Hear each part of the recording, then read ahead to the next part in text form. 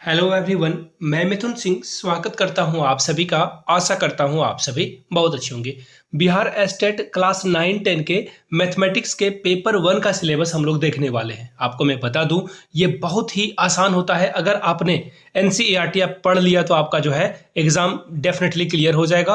Rational और irrational number, खास करके इर्रेशनल नंबर पढ़ लीजिएगा, आपका काम बन जाएगा। 4 से 5 क्वेश्चन आप देखना, हर शिफ्ट की जो है आपको देखने को मिल जाएगी। तो चलिए सबसे पहले पेपर 1 की ही बात कर लेते हैं। पेपर 1 में मैथमेटिक्स को हम लोग देखेंगे। Paper by the way, suppose कर लेते हैं कि आपका कोई और सब्जेक्ट है।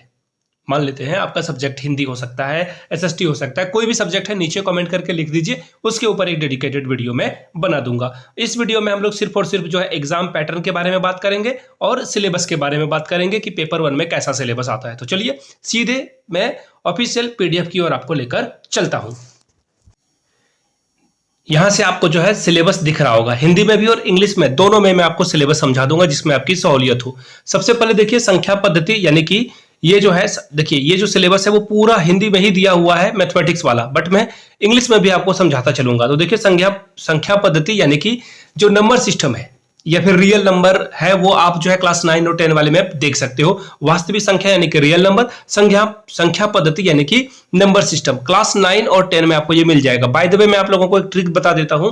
क्लास 9 और 10 के आर.एस. अग्रवाल के पीछे में, हर चैप्टर के पीछे में एमसीक्यूज दिया हुआ होता है। उन सारे एमसीक्यूज को अच्छे से जो है आप देख कर लेंगे, आपका काम बन जाएगा। पहली बात, पहला मैंने टॉपिक आपको क्लियर करा दिया। अगला देखो क्या है, बीज गणित यानी कि अलजेब्रा में आपको देखिए क्या पूछा जाएगा, linear equation in 2 variable, Hindi में बोला जाता है बहुपद 2 चर वाले रैखिक समीकरण। बहुपद में 2 चर में जो रैखिक युगपद है उससे सवाल पूछे जाएंगे।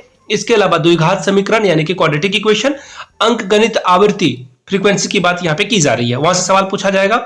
व्यवसायिक गणित, शेयर, लाभांश, बट्टा, चक्रवृद्धि ब्याज, किस्तों में भुगतान। तो देखिए इसका मतलब क्या हुआ, शेयर से प्रश्न पूछेंगे, डिविडेंड से सवाल पूछा जाएगा, छूट यानी कि जो डिस्काउंट है उससे सवाल पूछा जाएगा, कंपाउंड इंटरेस्ट से सवाल पूछा जाएगा और ईएमआई से आपको सवाल देखने को मिलेगा।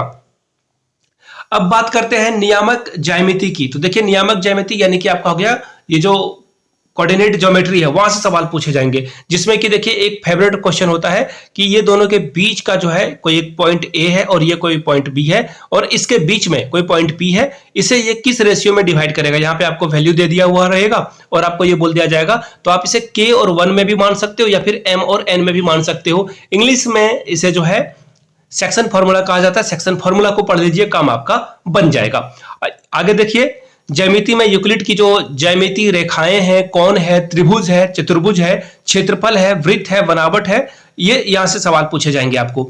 अब देखिए क्षेत्रमिति यानी कि मेंसुरेशन से सवाल पूछे जाएंगे, जिसमें पृष्ठ क्षेत्रफल, इसके अलावा समतल क्षेत्र का क्षेत्रफल और पृष्ठों का क्षेत्रफल और आयतन। इसका मतलब हो गया आपसे वॉल्यूम पूछा जाएगा, आपसे curve surface area, lateral surface area आपसे सवाल पूछ लिए जाएंगे, तो ये आप जरूर करके जाएं। आगे देख लीजिए सांख्यिकी से सवाल पूछा जाएगा। सांख्यिकी यानी कि मीन, मीडियन और मॉड से सवाल पूछे जाएंगे। अब मैं आप लोग अगर मैथमेटिक्स का स्टूडेंट हो ना, तो मीन, मीडियन, मॉड के बीच जो रिलेशन है, संबंध है तीनों के बीच में, वो एक इक्वेशन होता है, वो आप जो है समीकरण लिखकर नीचे कमेंट सेक्शन में बताइएगा। बाय द वे मैं बात आपको बता दूं, मॉड इज इक्वल टू क्या होता है वो आपको बताना है, यानी कि जो बहुलक होता है उसके बारे में आपको बताना है। त्रिकोणमिति से सवाल पूछे जाएंगे, त्रिकोणों से। तो देखिए ट्रिगो को एनसीईआरटी से आप पढ़ोगे तो आपका काम बन जाएगा, उतना ही जो है इसमें पूछा जाएगा। आर.एस. अग्रवाल बना लोगे तो डेफिनेटली अच्छा ही रहने वाला है। अब देखिए बात करते हैं आर्ट ऑफ टीचिंग की, और अदर स्किल से 50 नंबर पूछे जाएंगे।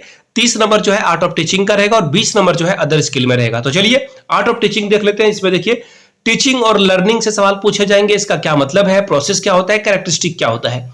टीचिंग ऑब्जेक्टिव और इंस्ट्रक्टर ऑब्जेक्टिव से सवाल पूछे जाएंगे। ब्लूम्स टैक्सोनॉमी को अच्छे से पढ़कर आप जाना, काम आपका बन जाएगा। आगे देखिए टीचिंग मेथड में जो है इसके क्या टाइप है, क्या मेरिट है, क्या डिमेरिट है। टीचिंग मेथड यानी कि लेक्चर मेथड से कैसे पढ़ाओगे आप, डेमोन्स्ट्रेशन से बच्चों को कैसे सिखाओगे, तो इन चीजों को आपको करके जाना है। लेसन प्लान में जो है कितना समय दिया जाता है लेसन प्लान बनाने में, इसके फॉर्मेट में क्या क्या जो है सावधानियां बरती जाती है, उससे सवाल आपसे पूछ लिया जाएगा। आगे देखिए माइक्रो टीचिंग से सवाल यानी कि सूक्ष्म शिक्षण से सवाल पूछे जाएंगे। इसके अलावा इफेक्टिव इकोसिस्टम ऑफ क्लासरूम का जो है इन्वायरमेंट आप कैसे रखोगे, वातावरण कैसे बनाकर रखोगे। टेक्स्ट बुक और लाइब्रेरी से सवाल पूछे जाएंगे। क्वालिटीज ऑफ टीचर यानी कि शिक्षक के क्या क्या गुण होने चाहिए। वहां से सवाल बनेगा।